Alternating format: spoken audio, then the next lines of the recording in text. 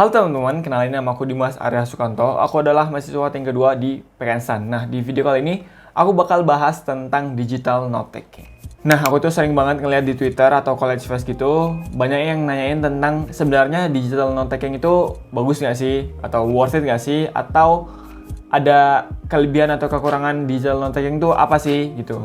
Di video kali ini aku bakal bahas tentang itu. Dan untuk informasi, aku tuh udah hampir setahun pakai iPad Air 2019 dengan aplikasi GoodNotes ya, GoodNotes 5. Jadi langsung aja kita bahas kelebihan dan kekurangannya. Kelebihan pertama adalah perpustakaan berjalan. Jadi aku itu kan jurusan akuntansi. Jadi ada buku yang harus dibawa, buku waran atau buku kieso. Dan itu tebel-tebel. Nah, kalau aku udah pakai iPad ini, jadi semua buku, semua PowerPoint dosen itu udah aku taruh di sini, nggak perlu ngeprint lagi atau nggak perlu bawa buku-buku yang tebel-tebel lagi. Itu buku atau PowerPoint-nya bisa langsung dicoret-coret di sini karena aku kalau belajar itu sering nyoret-nyoret ya di pakai highlighter atau dicoret-coret aja, dibuat notes-nya kecil-kecil. Kalau misalkan teman-teman ada tugas yang harus dikerjain besok sedangkan hari ini tuh ada keperluan, kalian tinggal bawa iPad ini aja dan ya semuanya udah ada di sini. Kalian bisa buat tugas di sini, bisa ngeliat PDF di sini dan lihat tipis banget gitu. Jadi kayak gampang banget dibawa kemana-mana.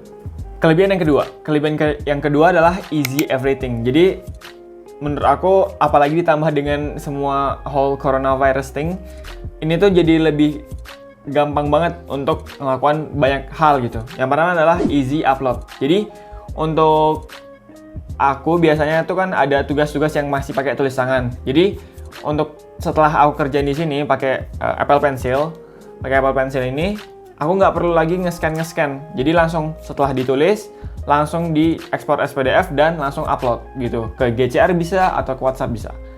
Yang kedua adalah easy search. Jadi di GoodNotes ada fitur yang bisa mencari kata-kata dalam suatu PDF. Kayak Ctrl F gitu, cuman di GoodNotes itu bisa ngedetect tulisan tangan juga. Jadi kalian dari semua ratusan page tulisan tangan, kalian bisa tinggal search aja.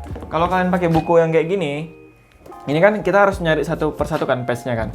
Nah, kalau di GoodNotes kayak Ctrl F di PDF itu bisa langsung ketemu gitu. Yang ketiga, easy copy paste diagram atau teks dari internet.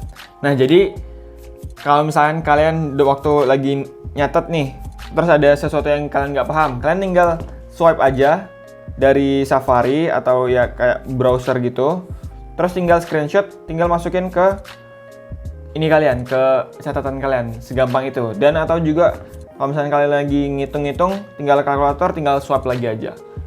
Selanjutnya adalah easy edit. Jadi di GoodNotes itu ada fitur namanya lasso tool. Jadi kalau misalnya kalian catatannya ada yang salah atau yang harus diperbaiki, tinggal di lasso aja, terus tinggal pindah-pindahin. Jadi gampang banget catatan kalian di editnya, gampang banget editnya. Terus yang kelima adalah easy to present.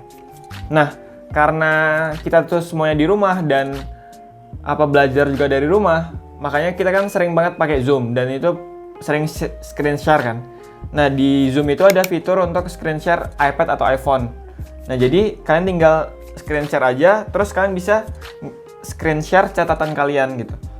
Catatannya bisa diedit sambil jelasin atau bisa dicoret-coret sambil jelasin dan sebagainya. Jadi itu kayak jadi gampang banget lah untuk belajar bareng gitu. Kelebihan ketiga adalah win-win solution. Jadi menurut aku sebelumnya itu ada dua metode dalam mencatat gitu. Yang pertama adalah kita ketik pakai keyboard, yang kedua adalah kita nulis di kertas. Yang kalau ngetik di keyboard ini kelebihannya adalah kita bisa nulis banyak dan cepat, kayak ketik aja terus, dan catatan kita itu bisa diedit gitu nantinya. Karena ya di Word gitu gampang, tinggal delete atau nambah-nambahin gitu. Tapi kekurangannya adalah kalau ini menurut peneliti ya, kalau kita nyatet pakai tulisan ketik pakai keyboard itu kata-katanya itu lebih sedikit diproses dalam otak. Jadinya otak itu akan menyimpan lebih sedikit memori gitu. Penyimpanannya lebih sedikit, retention atau penyimpanan atas ilmu yang tadi kita catat itu lebih sedikit. Jadi kelebihannya adalah bisa diedit, tapi kekurangannya penyimpanannya lebih sedikit dalam otak. Cara yang kedua adalah dengan menggunakan kita nulis di kertas. Nah, kalau nulis di kertas itu kelebihannya adalah menurut peneliti karena kita kalau mau nulis itu perlu diproses dulu dalam otak, terus kita ngelihat kata-kata apa yang harus kita tulis, jadinya menurut peneliti itu retention atau penyimpanan dalam otak terhadap ilmu yang kita catat itu lebih baik gitu. Jadi tapi kekurangannya adalah catatan di kertas kita nggak bisa diedit kan, karena ya udah dicatat di kertas, kalau mau edit harus di tip X dan segala macamnya, jadi kayak kurang bisa diedit gitu. Nah, kalau kita pakai digital note taking misalnya di tablet gini, di iPad, itu tuh mengeliminasi dua kelemahan dan tetap memberikan kelebihannya. Jadi dengan kita pakai digital note taking di iPad, itu catatan kita masih bisa diedit karena ya ada lasso tool. Terus catatan kita juga bisa membuat kita tuh otak kita lebih bagus gitu nyimpannya, karena kita nulis tangan. Jadi visualnya dapat, terus karena kita memproses kata-kata sebelum nyatet, jadi lebih lebih bagus gitu penyimpanan. Jadi bisa diedit dan bisa dicatat gitu, sesuai dengan grafik yang aku tunjukin sekarang. Oke, kekurangan yang pertama yang mungkin yang paling jelas adalah agak mahal ya, karena untuk yang paling murah aja iPad 8 itu harganya itu 5,5 sampai 6 juta, ditambah dengan Apple Pencil 1 juta, berarti 6,5 sampai 7 juta. Sebenarnya di Apple sendiri itu udah ada kayak khusus student gitu, harganya lebih murah, cuman karena kita di Indonesia nggak ada Apple Store, jadi harganya itu lebih mahal dan ditambah lagi dengan biaya masuk 7,5% dan PPN 10%, jadinya lebih mahal harganya. Tapi menurut aku kalau misalnya kalian punya cash to burn, ya ini worth it aja gitu. Cukup enak lah pakainya gitu. Kekurangan kedua adalah not really a laptop replacement. Jadi banyak orang yang bingung gitu, bisa nggak sih milih iPad atau laptop aja gitu.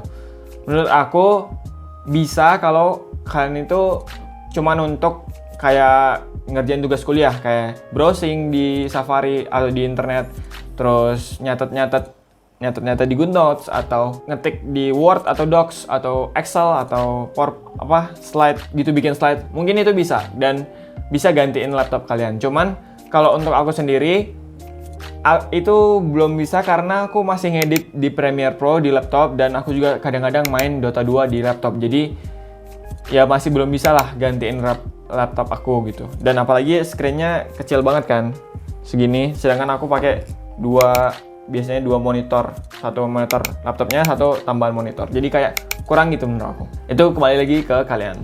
Oke, segitu aja video kali ini. Kalau kalian penasaran dengan gimana cara aku nyatet di Good Notes di iPad ini, tulis aja komentar di bawah. Terus kalau misalnya kalian juga butuh rekomendasi tablet untuk mulai digital note taking, tulis juga di bawah, nanti aku buat videonya. Dan segitu aja, that's all, thank you guys, dadah.